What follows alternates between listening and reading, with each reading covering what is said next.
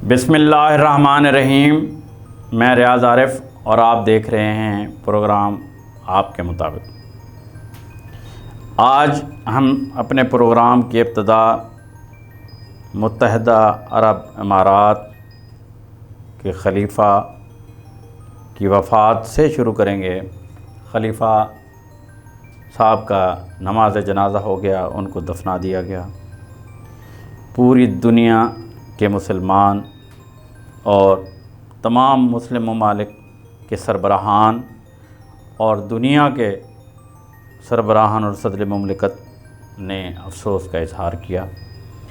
आज 61 साला शेख मोहम्मद बिन अन-नहयान को मुत्तहिदा अरब इमारात का सदर मुंतखब किया गया। उम्मीद है कि नए सदरत मोहम्मद बिन ज़ैद अल नहयान साहब ना सिर्फ उम्मत इस्लामिया की भलाई और फलाह व बहबूद के लिए काम करेंगे, बल्कि अपने करीब तरीन दोस्त पाकिस्तान और पाकिस्तान की आवाम के लिए वो मंसूबे, वो इमदाद जो पाकिस्तानी आवाम को दी जाती है उसको जारी और सारी रखेंगे और अपने आबा व अजदाद, बाप दादा की जो मोहब्बत पाकिस्तान के लिए थी उसको कायम और दायम रखेंगे। आज दुनिया में गर्म तरीन दिन था, इसको हीट व्यू कहें। पाकिस्तान पहला मुल्क था जिसके शहर जैकमाबाद में दर्जा हरारत गर्म तरीन था और 51 सेंटीग्रेड रहा। पाकिस्तान में शदीद गर्मी है और इसका हीट स्ट्रोक कराची, हैदराबाद, पंजाब के शहरों में महसूस किया जा रहा है। पूरी दुनिया में गर्मी है, लेकिन पाकिस्तान में इसकी बहुत सारे शहरों में दर्जा हरारत सबसे ज़्यादा है। पाकिस्तान में आबी वसाइल कम होते जा रहे हैं। पाकिस्तान में पंजाब और सिंध में ख़ासकर जनूबी पंजाब में पानी की शदीद कमी महसूस की जा रही है। रोही, थर के इलाकों में ना सिर्फ परिंदे पानी की प्यास से मर रहे हैं, बल्कि जानवर और इंसान भी शदीद मुश्किलात में मुब्तला हैं। पानी की इस कमी की जो आवाज़ थी वो कौमी असम्बली से भी आई। खानपुर से मुस्लिम लीग के रुकन कौमी असम्बली शेख फ़याज़ुद्दीन ने इसकी आवाज़ उठाई और कहा कि क्या हम पाकिस्तान के बासी नहीं, क्या हम पंजाब हुकूमत हमारी मदद नहीं कर सकती, और बज़ोर मुतालबा किया कि मेरे इलाके के जो अवाम हैं उनके लिए पानी का फ़ौरन बंदोबस्त किया जाए। इसी तरह बदीन से रुकन कौमी असम्बली मोहतरमा फ़हमीदा मिर्ज़ा साहिबा ने भी पानी की कमी के बारे में इजलास को बताया। वफाकी वज़ीर आबपाशी व मौसमियात शेख खुर्शीद अहमद ने भी इस पे बयान दिया और कहा कि ये कुदरती तौर पर है, हमारे डैमों में पानी कम है और इसका इलाज सिर्फ़ अल्लाह ताला के पास है। अल्लाह पाक बारिशें कर दे ताकि ये खुश्क साली, ये जो पानी की कमी है, जो थर में जानवर मर रहे हैं या रोही में परिंदे मर रहे हैं या इंसानों को उसकी कमी महसूस हो रही है, तो ये सिर्फ़ अल्लाह ताला की जो है ना अपनी रहमत से इस मसले का हल किया जा रहा है। लेकिन आज दरियाओं में पानी चढ़ा है और पानी की थोड़ी रवानी हुई है। अल्लाह पाक मेरे इस पाकिस्तान को खुशहाल रखेगा और पानी की जो कमी है वो बारिश से अल्लाह पाक पूरी कर देगा और जो बनी नौ इंसान चिरंद परंद पानी की कमी से जो मर रहे हैं वो इंशाअल्लाह ताला अज़ीज़ जल्द दूर हो जाएगी। पाकिस्तान के مایا ناز مذہبی سکالر، MNA، کئی دفعہ وفاقی وزیر، صوبائی وزیر رہنے والے عامر لیاقت نے پاکستان چھوڑنے کا فیصلہ کر لیا۔ یہ عامر لیاقت وہ MNA ہے، قابل ترین شخصیت ہے جس کی پاکستان کو ضرورت ہے۔ اس کے کچھ اپنے باتیں یا اس کے فیصلے اس کی زندگی میں غلط ثابت ہوئے ہیں، اس میں پاکستانی عوام کا یا پاکستانی لوگوں کا یا پاکستانی حکومت کا کوئی کردار نہیں۔ عامر لیاقت حسین مختلف ٹی وی چینلز پر مختلف پروگرامز میں بہت مقبول ہوئے ہیں۔ وہ ایک مذہبی سکالر کے طور پر بھی مشہور ہیں۔ وہ بہترین اداکاری کرنا بھی جانتے ہیں، وہ بہترین مقرر بھی ہیں، وہ اسلام کی بہترین سکالر بھی ہیں، وہ اسلام کے بارے میں بہت کچھ جانتے ہیں، لیکن بدقسمتی سے نہ جانے ان کو کیا ہو گیا۔ وہ ایک گھر میں اچھے تھے، وہ دوسری شادی انہوں نے کی، پھر تیسری کی، چوتھی کا واویلا ہوا، تو اب وہ دل برداشتہ ہو گئے ہیں۔ ان پر مختلف الزامات مختلف اوقات میں عائد کیے جاتے رہے۔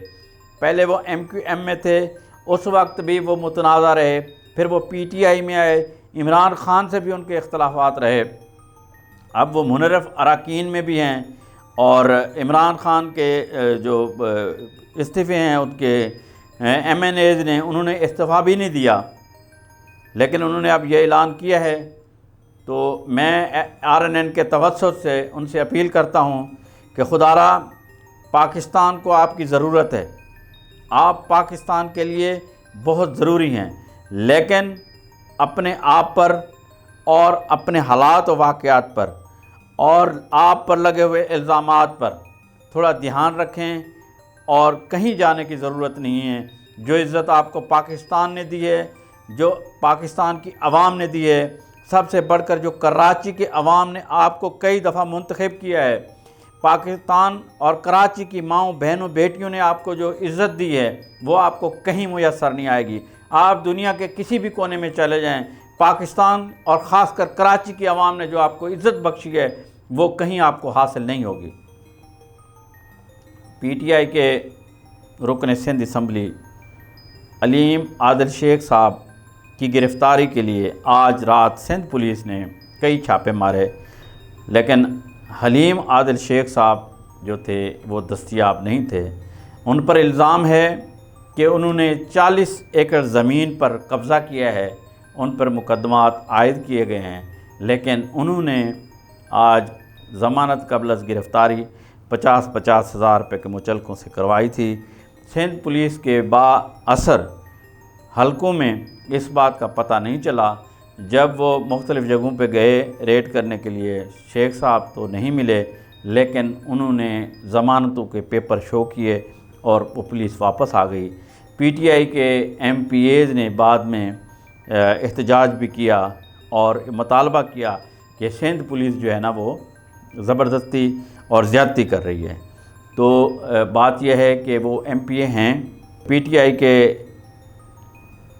باعزت آدمی ہیں، وہ قائد حزب اختلاف بھی ہیں، تو ان کی گرفتاری یا ان کے گھروں پر ہراسمنٹ کرنا بھی اچھا نہیں ہے، لیکن اس پر جو ہے بعد میں بیان دیں گے۔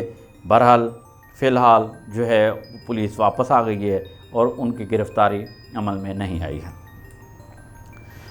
آج وزیر اعلیٰ پنجاب جناب حمزہ شہباز شریف نے ایک بہت اچھا اقدام کیا ہے اور حکم دیا ہے کہ شریف فیملی کی جتنی شوگر مل ہیں وہ 70 روپے فی کلو چینی فروخت کریں گی، اور جتنی بھی شوگر مافیا ہے یا شوگر ایسوسی ایشن کے ممبران ہیں ان سے درخواست کی ہے کہ تمام شوگر مل جو چینی کی قیمت کم کر کے 70 روپے فی کلو رکھیں، اور کہا ہے کہ 24 گھنٹوں میں اس کا جواب دیں، نہیں تو میں اگلا لائے عمل کا اعلان کروں گا۔ حمزہ شہباز شریف کا یہ اقدام نہ صرف پاکستانیوں کے لیے بلکہ بالخصوص پنجاب کے غریب غربا کے لیے بہت اچھا اقدام ہے۔ ایسے اقدامات کرنے کی ضرورت ہے، اور وزیر اعلیٰ پنجاب نے ان کے والد حمزہ شہباز شریف کے والد شہباز شریف بھی اچھے اقدام کرتے رہے ہیں، نواز شریف کے اقدامات بھی اچھے رہے ہیں۔ اللہ کرے کہ ان کو عوام کی فلاح و بہبود کے وہ کام جو وہ پہلے کرتے تھے، جو عمران خان کی حکومت میں سابق وزیر اعلیٰ پنجاب عثمان بزدار نہیں کر سکے، کیونکہ وہ ایک غریب طبقے سے تھے، یا ان کی شوگر ملیں نہیں تھیں۔ اگر ان کی شوگر ملیں ہیں اور انہوں نے ایسا کیا ہے تو یہ ایک بہتر اقدام ہے۔ اسی طرح جو آٹا مہنگا ہے اس کے بارے میں بھی اگر وزیر اعلیٰ صاحب کوئی اچھے اقدام کریں تو ان میں عوام کی بہت پیزرائی ہوگی، اور پنجاب کی جو غریب عوام ہے ان کے لیے فائدہ ہوگا۔ اسی طرح رانا ثناء اللہ صاحب نے بھی جواب دیا ہے اور کہہ رہے ہیں کہ وزیر اعظم جو شہباز شریف ہیں وہ کمزور نہیں ہیں، لیکن ہم نے جو بھی فیصلے کرنے ہیں وہ اپوزیشن کے ساتھ، مطلب سابقہ اپوزیشن کے ساتھ، موجودہ اتحادیوں کے ساتھ مل کے کرنے ہیں، جو وہ اجازت دیں گے وہ ہم کریں گے۔ جیسے پیٹرول کی قیمتیں پوری دنیا میں بڑھ رہی ہیں، پاکستان کی جو اتھارٹی ہے جو پیٹرول اور گیس کی قیمتیں طے کرتی ہے، تو وہ بار بار ان کو لکھ کے دے رہی ہے کہ آپ پیٹرول اتنے بڑھائیں، اتنے بڑھائیں، اتنے بڑھائیں، لیکن جو منتخب حکومت، جو موجودہ حکومت ہے، اس کو عوام کا خیال ہے، ابھی تک انہوں نے پیٹرول کی قیمت نہیں بڑھائی، اور آئندہ بھی وہ اس بات کا ارادہ رکھتے ہیں کہ ہم پیٹرول کی قیمت نہیں بڑھائیں گے، لیکن اگر اتحادیوں نے اس بات کا ساتھ دیا تو آئندہ پیٹرول اور گیس کی قیمتیں نہیں بڑھیں گی۔ یہ چند دنوں میں پیر یا منگل تک اس بات کا فیصلہ ہو جائے گا کہ پیٹرول کی قیمتیں بڑھانی ہیں یا نہیں بڑھانی۔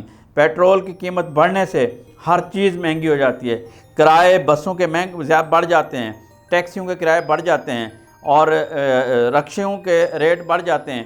اس طرح پیٹرول بڑھنے سے عام انسان پر جو ہے نا بوجھ پڑ جاتا ہے، سبزی دال سب چیز مہنگی ہو جاتی ہے، یہاں تک کہ جو سفری اخراجات ہیں وہ سب بڑھ جاتے ہیں۔ لہذا اللہ پاک بہتری کرے اور موجودہ حکومت کو پیٹرول کی قیمت بڑھانے کی بجائے کسی اور طریقے سے پاکستان کے جو اخراجات بڑھ رہے ہیں یا جو سبسڈی دے رہے ہیں تو اس میں کوئی فرق پڑے۔ آج بلاول بھٹو زرداری نے اپنے وفاقی اور صوبائی وزراء کو یہ سختی سے ہدایت کی ہے کہ وہ عام آدمی تک اپنی رسائی ممکن بنائیں اور اپنے دفاتر میں بیٹھ کر ان کے لیے کام کریں۔ ان کے لیے یہ مشکل نہیں ہونی چاہیے کہ کوئی پنجاب سے سندھ سے اسلام آباد آ رہا ہے یا کوئی اندرون سندھ سے کراچی آ رہا ہے تو وفاقی یا صوبائی وزراء جو ہیں وہ ملتے نہیں ہیں، تو ان کو سختی سے ہدایت کی ہے کہ وہ عوام سے اپنا رشتہ بڑھائیں اور ان سے میل ملاپ رکھیں اور ان کے ضروری کام آئیں۔ فواد چودھری جو کہ پی ٹی آئی کے ایک مشہور ایم این اے ہیں یا تھے، وفاقی وزیر اطلاعات رہے، بلکہ مختلف وزارتوں پر وہ رہے، انہوں نے آج اعلان کیا ہے، بلکہ ایک صحافی کے پوچھنے پر یہ بتایا ہے کہ جو ہمارا لانگ مارچ ہے جس کو وہ انقلاب مارچ کا نام دے رہے ہیں، وہ 20 مئی سے 29 مئی کے درمیان کسی بھی وقت اس کا اعلان ہو سکتا ہے، اور ہم اسلام آباد میں اس وقت تک دھرنا دیں گے جب تک انتخابات کا اعلان نہیں کیا جائے گا۔ اسلام آباد ہائی کورٹ نے چیف جسٹس اسلام آباد ہائی کورٹ اطہر من اللہ نے ایک آرڈر جاری کیا ہے جس میں مذہب کے بارے میں یا مذہبی مقدمات کے لیے خارج کرنے کے لیے درخواستیں دائر کی گئی تھیں۔ اس میں انہوں نے کہا ہے کہ حکومت کو کہا ہے کہ پی ٹی آئی جو مقدمے درج کیے گئے ہیں اس میں پی ٹی آئی کی جو ممبرشپ ہے یا پی ٹی آئی کی قیادت ہے وہ وہاں پہ موجود نہیں تھی، اگر ان کے خلاف ٹھوس شواہد نہیں ہیں تو ان کو گرفتار نہ کیا جائے۔ اور دوسرا تنبیہ کی ہے کہ پاکستان میں مذہب کے نام پر بہت سارے مقدمات بنے، بہت سارے جو گھر تباہ ہوئے ہیں، تو خدارا ان مقدمات سے پرہیز کیا جائے، اور ایسے مقدمات کی بعض مثالیں انہوں نے دیں۔ پشاور یونیورسٹی کی مثال دی جس میں ایک طالب علم کو مار دیا گیا تھا، بعد میں تحقیقات سے پتہ چلا کہ وہ بات ایسے نہیں تھی۔ اس طرح ہمارے ملک میں مختلف علاقوں میں مذہب کے نام پر مختلف FIRیں کاٹی جاتی ہیں، جس کے ساتھ کسی کی دشمنی ہوتی ہے اس پہ کوئی ایسا الزام لگا دیتی ہے، وہاں کی عوام اس کو مارنا شروع کر دیتی ہے، سوچتی نہیں ہے کہ اس نے کیا یا نہیں کہا۔ جیسے کہ ابھی سری لنکن ایک منیجر کا واقعہ آیا، اس طرح ہماری تاریخ جو ہے نا ان واقعات سے بھری پڑی ہے۔ تو اسلام آباد ہائی کورٹ نے اس سے تنبیہ کی ہے اور کہا ہے کہ آئندہ ایسے مقدمات بنانے سے پہلے پوری طرح تحقیق کی جائے اور بعد میں مقدمات بنائے جائیں، اور خاص کر PTI کے قائدین کے بارے میں کہا ہے کہ ان کو گرفتار نہ کیا جائے جب تک ان کے بارے میں کوئی ٹھوس شواہد نہ ملے۔ آج عمران خان کا سیالکوٹ میں جلسہ تھا۔ جلسہ عام سے پہلے صبح کے وقت سیالکوٹ میں ایک افراتفری کی صورتحال اس وقت پیدا ہو گئی جب PTI کے کچھ اراکین، جن میں عثمان ڈار، امجد ملی اور 10 دیگر کارکنان شامل تھے، کو پولیس گرفتار کر کے لے گئی۔ جہاں پہ PTI جلسہ کرنا جا رہی تھی اس مقام CTI پر مسیحی برادری نے منع کیا تھا، اور وہاں کی جو حکومت ہے DC صاحب نے بھی وہاں اجازت نہیں دی تھی، DPO صاحب نے بھی اجازت نہیں دی تھی، لیکن PTI کی یہ کوشش رہی کہ جلسہ ہمارا یہیں ہوگا۔ تو جب انہوں نے اجازت نہیں دی تو ڈپٹی کمشنر نے صبح وہاں بلڈوزر لے کر آئے اور تمام جو جلسہ کا یا سٹیج بنایا گیا تھا یا وہاں پہ جو کرسیاں رکھی گئی تھیں سب کو اٹھا لیا گیا۔ جب وہ ایسی کارروائی کر رہے تھے تو عثمان ڈار سمیت 20 کارکن بلڈوزروں کے آگے لیٹ گئے اور احتجاج شروع کر دیا۔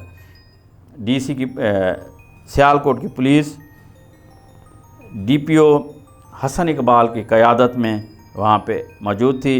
انہوں نے تمام احتجاجی کارکنوں کو گرفتار کیا اور وہاں سے جتنی بھی وہ تھی اپنے جلسہ گاہ کے لیے سٹیج بنایا گیا تھا یا جو کرسیاں رکھی گئی تھیں یا جو لوازمات تھے ان کو ہٹا دیا۔ ایک بعد میں کرسچین کمیونٹی نے بھی اس بات کا احتجاج کیا کہ یہاں پہ جلسہ نہیں کرنا چاہیے۔ بہرحال اس میں PTI کی قیادت نے یہ فیصلہ کیا کہ وہ سیالکوٹ کے VIP کرکٹ اسٹیڈیم میں جلسہ کریں گے۔ آج ان کا جلسہ ہوا، عمران خان صاحب وہاں پہ تشریف لائے، کافی جم غفیر تھا، اور جلسہ جیسے کامیاب جلسے ہو رہے ہیں ان کا جلسہ ویسے ہی کامیاب رہا۔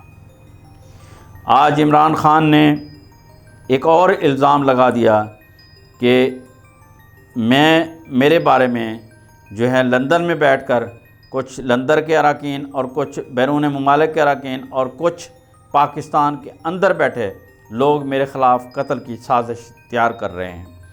انہوں نے فرمایا کہ مجھے قتل کرنے کے لیے منصوبہ بن چکا ہے، اور ان تمام باتوں کا جو اس کے کردار ہیں، جہاں جہاں یہ میٹنگز ہوئی ہیں، جہاں جہاں یہ بات ہوئی ہیں، ان کی تمام تفصیلات جو ہے نا میں نے ایک ویڈیو ریکارڈ کی ہے۔ اس ویڈیو میں میں نے ان تمام کرداروں کا ذکر کیا۔ یہ بہت بڑا الزام ہے۔ اب دیکھنا یہ ہے کہ عمران خان نے کسی کا نام نہیں لیا، لندن کا نام لیا ہے۔ لندن میں نواز شریف صاحب ہیں یا باقی ابھی پاکستان مسلم لیگ کی پوری قیادت گئی ہوئی ہے، اور پاکستان کے اندر بھی انہوں نے بات کی ہے۔ اب اللہ بہتر کرے، وہ ہمارے سابق وزیر اعظم ہیں، عوام کے منتخب نمائندے ہیں، ہماری ایک مضبوط پارٹی کے صدر ہیں، اور ابھی اپوزیشن لیڈر بھی ہیں، عوام میں مقبول بھی ہیں۔ تو ایسی بات اگر کوئی کر رہا ہے تو اس کو نہیں کرنا چاہیے، کیونکہ پاکستان میں جو بھی لیڈر ابھرا ہے، چاہے وہ لیاقت علی خان ہو، ذوالفقار علی بھٹو ہو یا محترمہ بے نظیر بھٹو، ان کو سازشی عناصر ہمارے پاکستان کے دشمن قتل کروا دیتے ہیں، اس میں کوئی شک کی بات نہیں۔ تو ہم پاکستانیوں کو اس بات پر غور کرنا چاہیے، سوچنا چاہیے، اور عمران خان نے جو الزامات لگائے ہیں ان کی اعلیٰ سطح پر سپریم کورٹ کی جج کے زیر نگرانی انکوائری کرانی چاہیے۔ اگر کچھ ایسا ہو رہا ہے یا ایسا کوئی کرنے کا ارادہ رکھتا ہے تو ہمیں ان واقعات یا اس سانحہ ہونے کے بعد انکوائری کرانے کی ضرورت نہیں ہے۔ ہمیں سب سے پہلے اس بات کی انکوائری کرانے کی ضرورت ہے، کیا عمران خان صرف الزام لگا رہا ہے یا حقیقت میں کچھ ہے۔ اس کے علاوہ انہوں نے کہا کہ پاکستان میں کرپشن کوئی ایشو نہیں ہے، کیونکہ کرپشن سے بڑھ کر جو ہے نا وہ دوسرے معاملات ہیں۔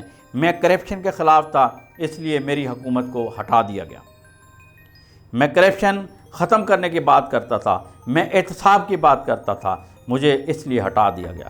جو کابینہ ہے اس میں آدھے سے زیادہ وزراء جو ہیں، آدھے سے زیادہ جو کابینہ ہے وہ نیب زدہ ہے، اس کے مختلف عدالتوں میں کیسز چل رہے ہیں، اور میں ان کا کہنا تھا کہ میں ان چوروں کی حکومت کو کبھی تسلیم نہیں کروں گا۔ میں اسلام آباد سیاست کے لیے نہیں، میں اسلام آباد انقلاب کے لیے بلا رہا ہوں۔ انہوں نے الزام عائد کیا کہ پاکستان کے بعض عناصر میری حکومت ختم کرنے میں اہم کردار ادا کر رہے تھے اور اب بھی کر رہے ہیں۔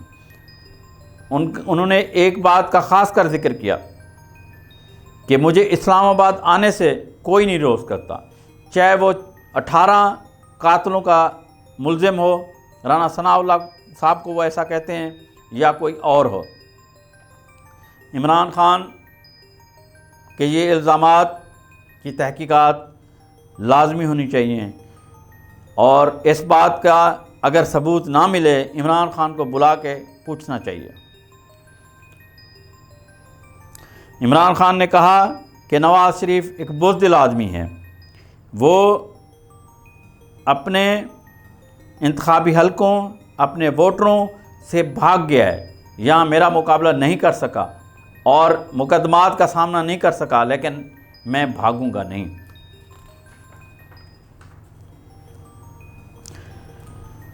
عمران خان کا کہنا تھا کہ میری حکومت کو صرف 3 سال ہوئے ہیں، مجھ سے وہ کارکردگی پوچھتے ہیں، مجھ پر مختلف الزامات لگائے ہیں۔ نواز شریف حکومت اور پیپلز پارٹی کی حکومت کو پاکستان میں 30 سال ہو گئے ہیں، ان سے پوچھنے والا کوئی نہیں۔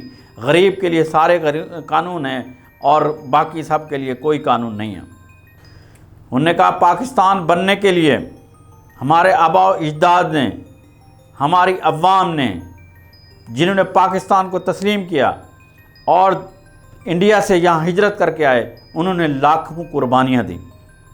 پاکستان ایسے نہیں بنا، اس کے لیے قربانیاں دینی پڑیں، اور آج میں پاکستانی عوام سے اسی قربانی کا مطالبہ کرتا ہوں۔ وہ اپنے گھروں کو نکلیں اور اس سیاسی انقلاب میں میرے ساتھ شریک ہوں۔ انہوں نے کہا کہ وہ کون سی مصیبت آ پڑی جن کی رات کو 12 بجے سپریم کورٹ کھل گئی، وہ کون سا ایسا مسئلہ آ گیا تھا کہ رات کو 12 بجے ہائی کورٹ کھل گئی، عوام کے لیے کیوں نہیں کھل رہی؟ اب صدر مملکت نے سپریم کورٹ کو خط لکھا ہے، اس پہ کمیشن کیوں نہیں بنایا جا رہا؟ ان کا کہنا تھا کہ میں رضوان احمد جو کہ نیب کے افسر تھے ان کو سلام پیش کرتا ہوں کہ شہباز شریف حکومت نے ان کو ذہنی طور پر دباؤ ڈالا اور ان کو ہارٹ اٹیک ہو گیا۔ دوسرا انہوں نے ندیم اختر صاحب کا ذکر کیا کہ ان کو بھی جمعے کو ہارٹ اٹیک ہو گیا ہے۔ تو یہ جو ہیں یہ چوروں کا جو ٹولہ ہے، ان کا کہنا تھا کہ یہ چوروں کا ٹولہ ہے وہ مختلف افسران پر دباؤ ڈال رہا ہے کہ جو ہے ان پر مقدمات ختم کیے جائیں۔ کراچی میں بم دھماکہ ہوا جس میں ایک شہید ہو گیا، کچھ زخمی ہو گئے، اس میں ایک نوجوان بچی بھی غائب ہو گئی۔ اس کے جو لواحقین ہیں وہ یہ کہہ رہے ہیں کہ ہماری بچی کو اغوا کیا گیا۔ جیسے بم کا دھماکہ ہوا ان کی والدہ گر گئیں، بے ہوش ہو گئیں۔ جب ان کو ہوش آیا بعد میں دیکھا تو بچی نہیں تھی، افراتفری مچی ہوئی تھی، اور یہ 4 دن ہونے کے باوجود بچی کا کوئی سراغ نہیں ملا۔ FIR درج ہو چکی ہے، ان کی بچی کی تلاش جاری ہے۔ افسوس کا یہ مقام ہے، کراچی میں یہ آفت آئی ہوئی ہے۔ گزشتہ 1 مہینے سے کراچی سے کوئی 1 درجن بچیاں غائب ہو گئی ہیں۔ وہ غائب نہیں ہوئی ہیں، وہ اپنے اپنے جو لور ہیں یا ان کو چاہنے والے ہیں ان کے ساتھ گئی ہیں، یا وہ لے کے گئے ہیں یا خود ان کے ساتھ گئی ہیں۔ جیسے دعا زارہ کا مقدمہ ہوا، اس طرح باقی بھی ہوئے، سب کے نام لینا ضروری نہیں۔ کہنا یہ ہے، سوچنے کی جو بات ہے وہ یہ ہے کہ ہماری بچیاں بے راہ روی کا شکار کیوں ہو رہی ہیں۔ ہمیں والدین کو، تمام میرے بہن بھائیوں کو اپنی بچیوں پر نگاہ رکھنے کی ضرورت ہے۔